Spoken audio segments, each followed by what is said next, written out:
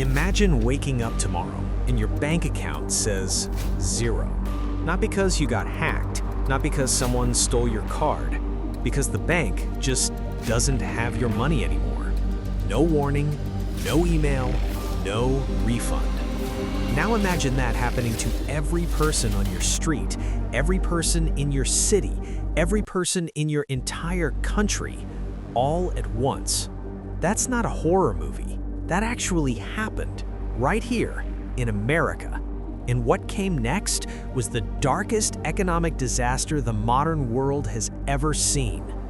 This is the story of the Great Depression, how the richest country on earth went from champagne parties to people fighting over scraps of bread in the span of a few months. And honestly, the way it started is terrifyingly similar to things happening right now.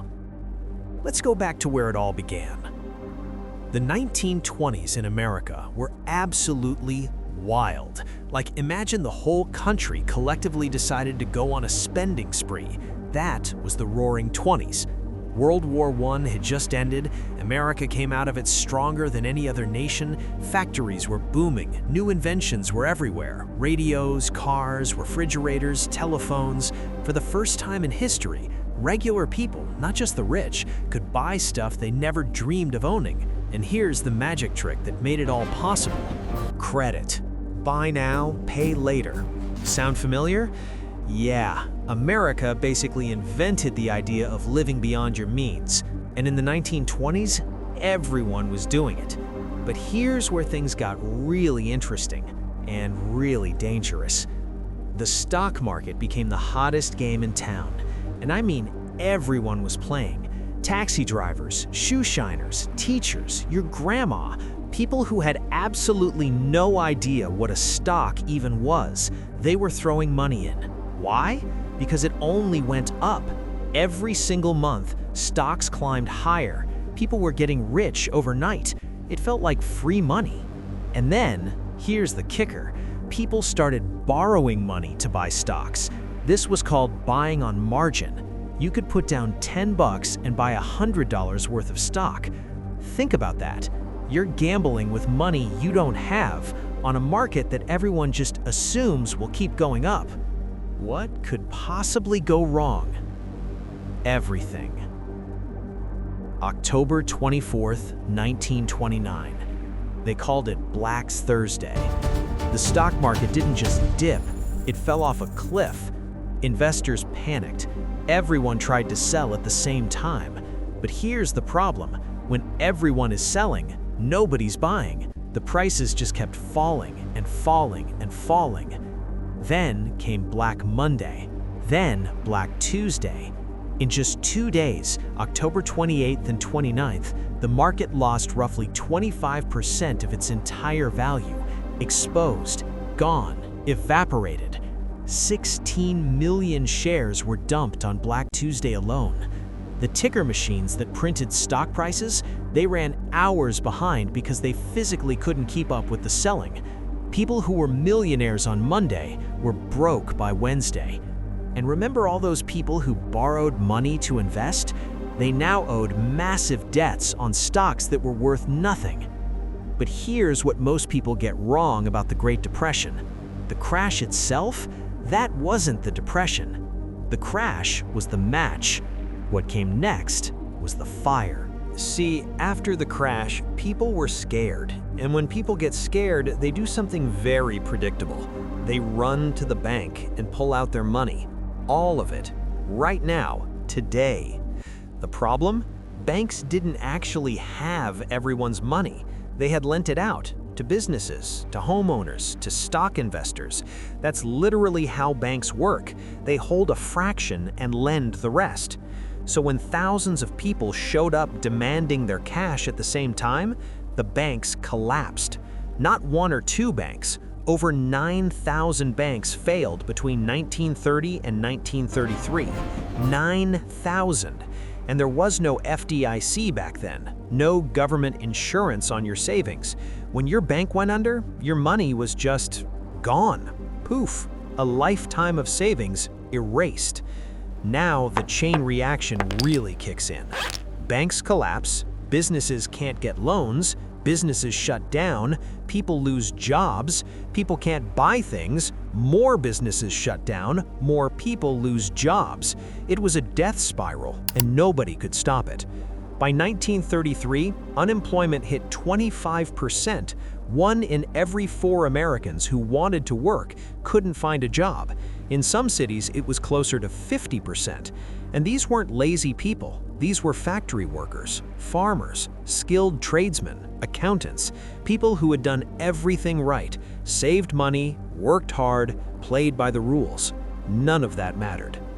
The crisis didn't stay in New York, it spread across the entire world, and then it spread across the entire world, Europe, Asia, South America. The global economy was tied together even back then, and when America sneezed, the whole world caught pneumonia.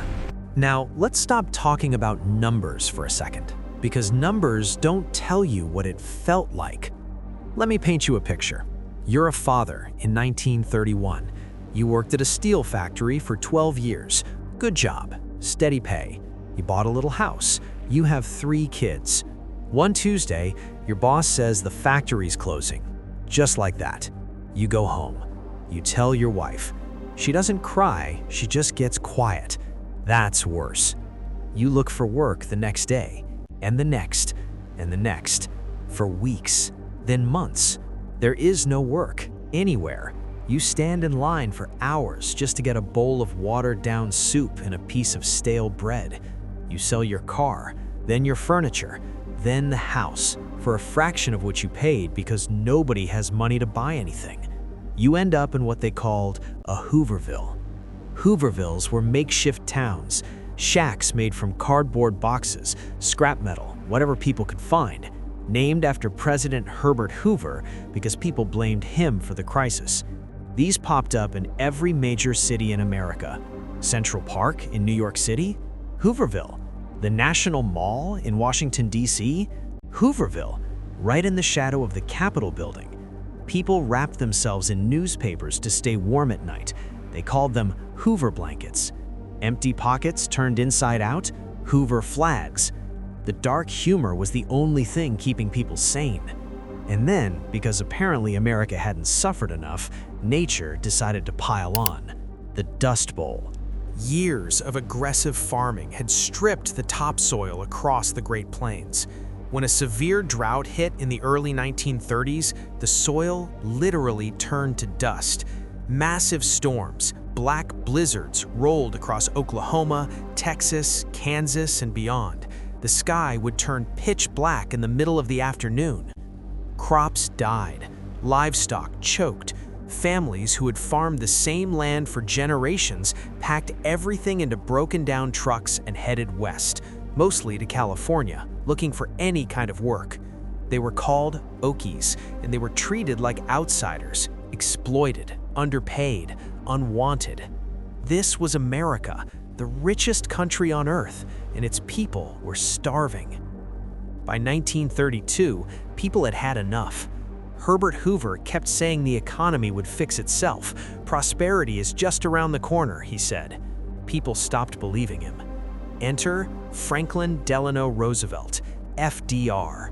He won the 1932 election in a landslide, and from day one, he was different. His first move, he went on the radio. These were called fireside chats, the president talking directly to the American people in plain language, like a neighbor sitting in your living room. No political jargon, no dodging, just here's what's happening, here's what we're gonna do. And then he actually did stuff. In his first 100 days, a period that's still legendary in American politics, FDR pushed through an avalanche of programs called the New Deal. The Civilian Conservation Corps, the CCC, put young men to work planting trees, building trails, and developing parks. Many of the national parks you visit today exist because of the CCC.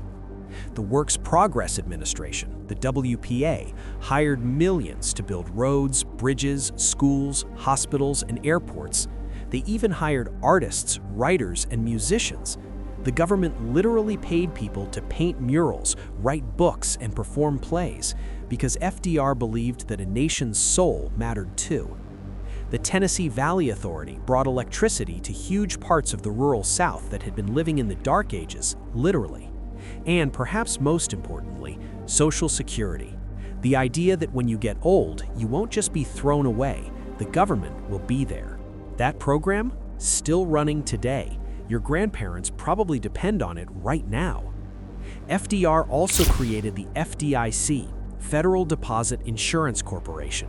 That's why today, if your bank goes under, your deposits up to $250,000 are protected by the government. That exists because of the Great Depression, because of what people went through. Did the New Deal fix everything overnight? No, absolutely not. Unemployment was still high through the 1930s. Millions were still struggling. But it did something that might have been even more important than economics. It gave people hope. It told them, your government sees you. Your country hasn't forgotten you. We're going to fight our way out of this together. So what actually ended the Great Depression?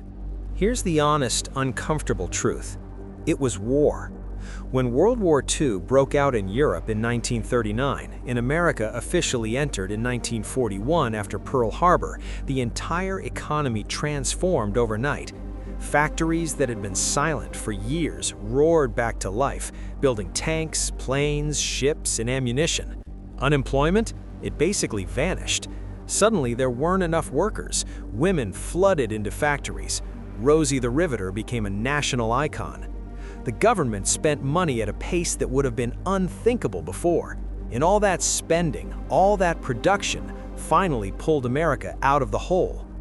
Now, here's why this story matters to you, right now, today. The Great Depression wasn't caused by some natural disaster or foreign invasion. It was caused by human behavior. Greed, overconfidence, too much debt, a system built on the assumption that the good times would never end. Does any of that sound familiar? Americans today carry over $1 trillion in credit card debt. Student loans, car loans, mortgages people can barely afford, buy now, pay later apps that make spending money feel like a game. The stock market keeps hitting record highs while regular people struggle to afford groceries. I'm not saying another Great Depression is coming tomorrow, but the people in 1928 didn't think it was coming either. The shoeshine boy buying stocks on margin, he thought the party would last forever. The Great Depression lasted roughly 10 years. It reshaped America in ways we still feel today. Social Security, bank insurance, financial regulations, the role of government in people's lives. But more than any policy or program, here's what it really taught us.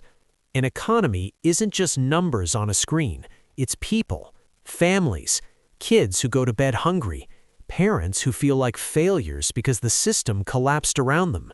In the most dangerous moment in any economy, it's not when things are bad, it's when things are so good that everyone forgets they can get bad. The Great Depression is the story of what happens when a nation bets everything on tomorrow, and tomorrow doesn't show up.